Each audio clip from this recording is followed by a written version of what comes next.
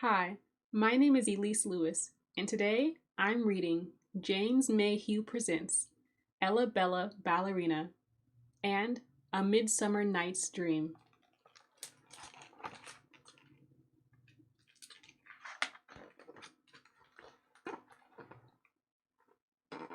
Ella Bella and her friends were at the old theater, getting ready for their ballet class.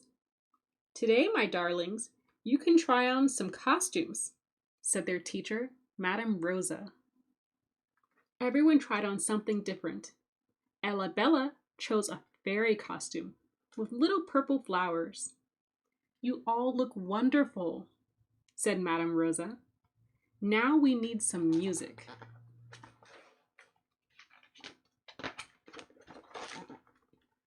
Madame Rosa opened her magical music box and outpoured a shimmering tune.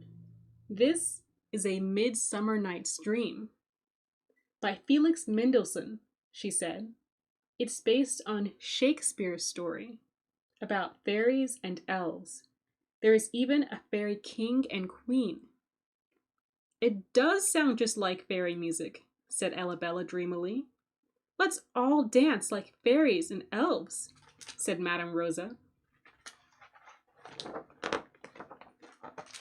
The children danced to the music, waving their arms and twirling around. Enchanting, my dears, said Madame Rosa. All too soon, the lesson was over, and the children went to get changed. Except Ella Bella. She wanted to have one more dance in her fairy flower costume, as it was so beautiful.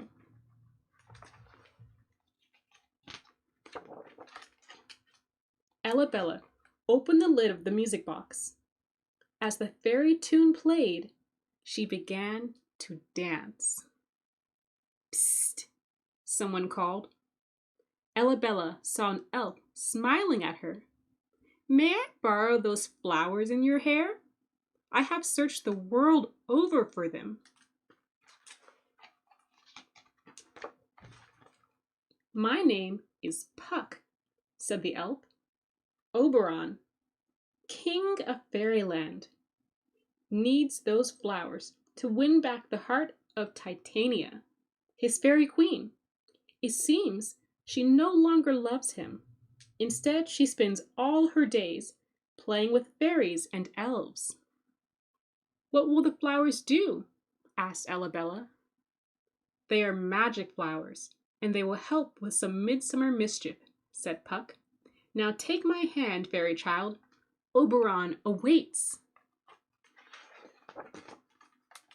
Ella Bella realized they were flying high above a forest. It was a warm summer night, and the sky shimmered with stars. The moon covered the trees in silvery light, as fairies flitted around like fireflies and moths. Ella Bella and Puck landed beside a great old oak tree where Oberon, king of fairyland, was waiting. I found the magic flowers, said Puck. Well done, said Oberon. They are called Love in Idleness. I will use them to cast a midsummer spell on Queen Titania. How will the spell work? Asked Ella Bella with a curtsy. Titania will fall in love with the first creature she sees, laughed Oberon. I hope it will be a very silly kind of beast. Perhaps then she will remember that I'm her true love. Come on, said Puck. Let's find someone really funny for the fairy queen to fall in love with. They giggled and tiptoed off between the trees. In a clearing, some friends were practicing a play. A man named Bottom was reading the script, but he kept getting the words wrong. Oh dear, he said, I must practice more, or I shall make a fool of myself. Let's play a trick on Bottom, said Puck. He reminds me of a silly donkey. Puck sprinkled some magic on Bottom, and he began to change. He grew long ears and a furry snout. Bottom had no idea he looked so funny and wondered why his friends all ran away. He set off into the woods after them. Now he is the perfect love for our queen, giggled Puck.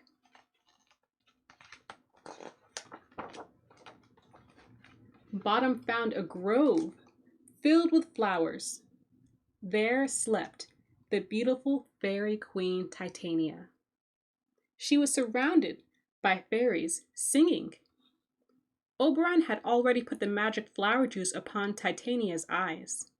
Then Bottom tried singing too.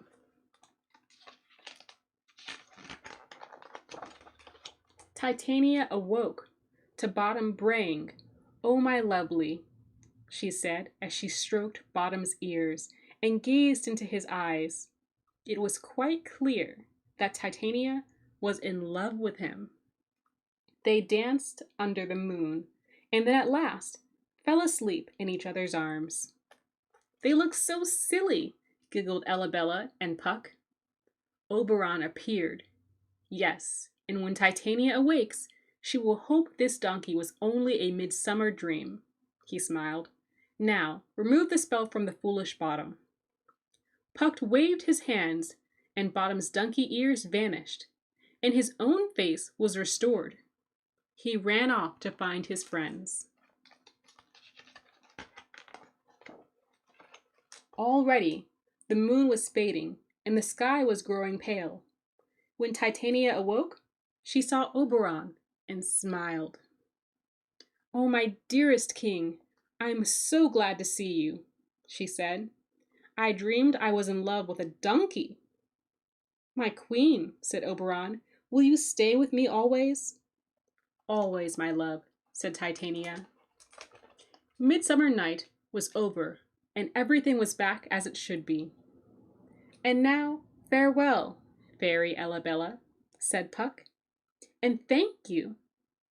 Elabella waved as she flew off into the sky like a shooting star.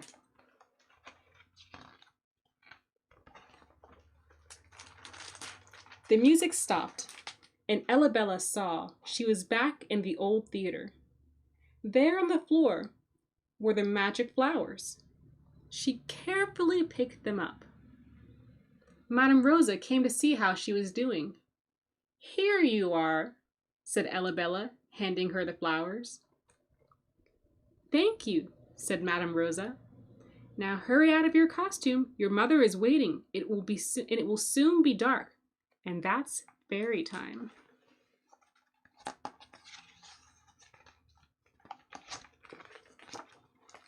On the way home, with her mother, Elabella looked up at the sky and saw the moon.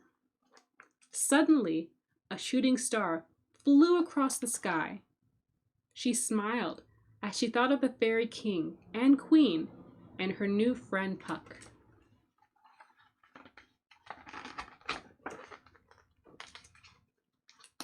The end. A quick note. A Midsummer Night's Dream was first written hundreds of years ago by the most famous writer of all time, William Shakespeare. In his play, there are many other characters, including a rich duke and two young couples who fall in love. But the best loved characters have always been the magical fairy folk and their king and queen, Oberon and Titania. Here's a good question. If you could dress up as a magical elf or a woodland fairy, what would your costume look like? So to all the kids that are thinking about their book that they've just listened to here today, what would you want your costume to look like if you could dress up like one of the characters from this book? And again, I encourage you to check out more books like this that you can get from any local library. Just go to the kids section. Happy reading!